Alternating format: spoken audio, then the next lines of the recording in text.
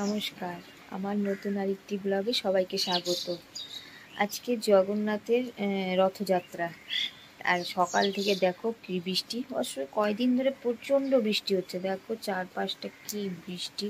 আসলে কয়েক দিন ধরে প্রচণ্ড এক নাগাড়ে বৃষ্টি হচ্ছে, কমার নামই নিচ্ছে না।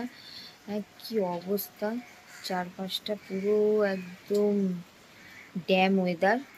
তো এখন স্নান টান সেরে সকালে ছাদে এসে এই যে এখন পুজো দিব, পুজো টুজো দিয়ে তারপরে এখন নিচে যাব। তো পুজো দিয়ে নিই, ঠিক আছে? দেখো পুজো দেওয়া প্রায় শেষ আমার, এখন পুজো দিয়ে নিচে চলে যাব। মেয়ে নিচে ঘুমিয়ে আছে, মেয়েকে উঠাবো ঘুম থেকে। আজকে সকাল থেকে প্রচণ্ড বৃষ্টি, তাই মেয়েকে আর ইয়োগাতে পাঠানো হলো না। তো এখন গিয়ে মেয়েকে উঠাবো ঘুম থেকে।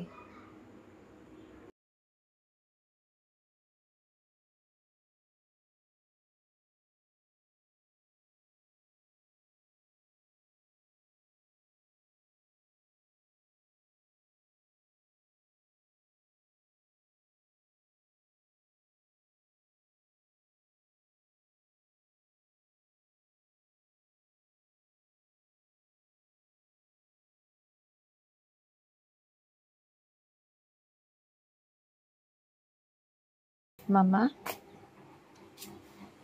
মামা উঠো।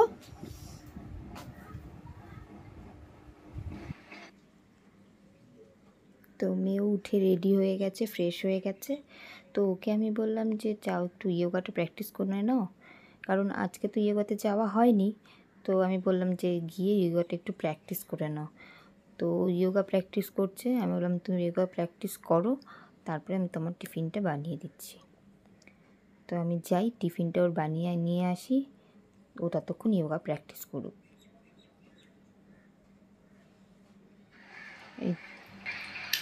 এই যে সকালে আমার ব্রেকফাস্ট রেডি, চিড়ে ভাজা আর চা। সকালের ব্রেকফাস্টটা একটু হালকাই রেখেছি, কারণ বিকেলে এক জায়গায় পুজো বাড়িতে নেমন্তন্ন আছে। তো এই যে আমি রেডি হয়ে আমার মেয়ের সাথে বেরিয়ে গেছি। তো এই পাশের বাড়ি দিদিকে ডাকতে এসেছি, বলেছিল আমরা দুজন একসাথেই যাবো। বললাম ঠিক আছে চলো। তো দিদি আর আমি দুজনে মিলে এখন যাচ্ছি। আমরা দুজন ওই বাড়িতে। তো আমরা দুপুরেও একবার গেছিলাম ওই বাড়ি, সবজি কাটতে গেছিলাম। তো বলেছিল এসে একটু সবজি টবজি আমাদের কেটে দিও। তো গেছিলাম কাটতে, তো ওটার ভিডিও করা হয়নি, কারণ মেয়ে বাড়িতে একা ছিল। তো মেয়েকে ফোনটা দিয়ে এসেছিলাম, তো ওটা আর ভিডিও করতে পারিনি। তো এখন সন্ধ্যাবেলা আসছি, যে বলছে তাড়াতাড়ি এসো, এসে সবাইকে একটু পরিবেশন করে দিও। তো এসে আগে ঢুকলাম, এই যে সামনে যেই দিদিকে দেখছো ওরই বাড়িতে এসেছি, ওর বাড়িতেই পুজো।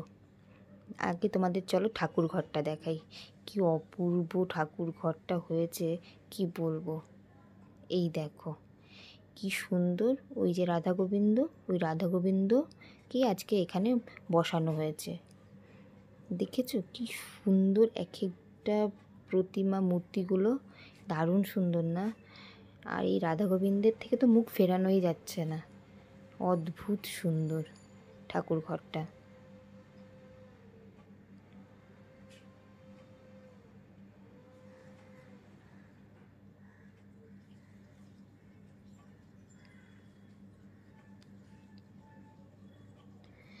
তো আমরা এখন চলে এসেছি উপরে ছাদে। ছাদে এসে আমরা বসেছি, তো এখনও কেউ আসেনি। তো চলো তোমাদেরকে আজকে ছাদটা একটু ঘুরে দেখাই।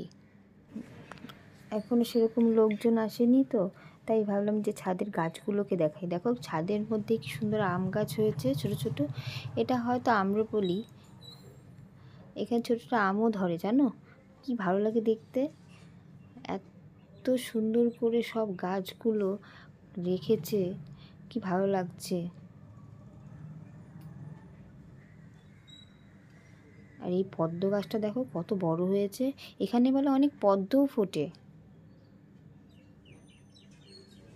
অনেক গাছ। ছাদে তো প্রথমবার আসা হয়নি, তো আজ প্রথমবারই আসলাম। তো দেখলাম অনেক গাছ এখানে। এই যে দেখো একটা লিচু গাছ, এখানেও ঝোপা ঝোপা লিচুও ধরে, জানো এইটুকু গাছ তার মধ্যে কত লিচু ধরে।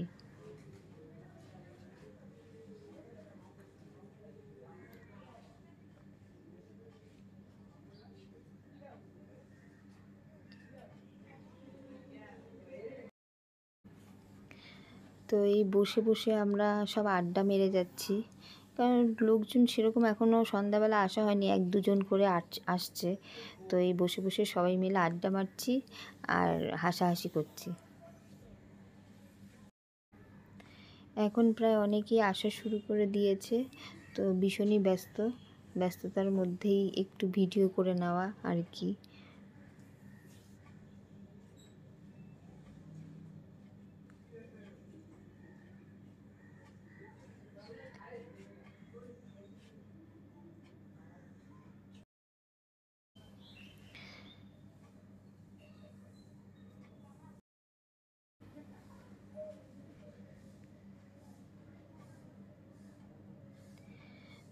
তো প্রায় অনেক রাত, এখন রাত 11:30, লোকও প্রায় আসা অনেক শেষ হয়ে গেছে। আর এটা হচ্ছে পাশের বাড়ি যে দিদি যার সাথে এসেছিলাম তার মেয়ে, ও আমাদের সাথে বসেছে, কিন্তু ওর প্রসাদ খাওয়া আগেই হয়ে গেছে।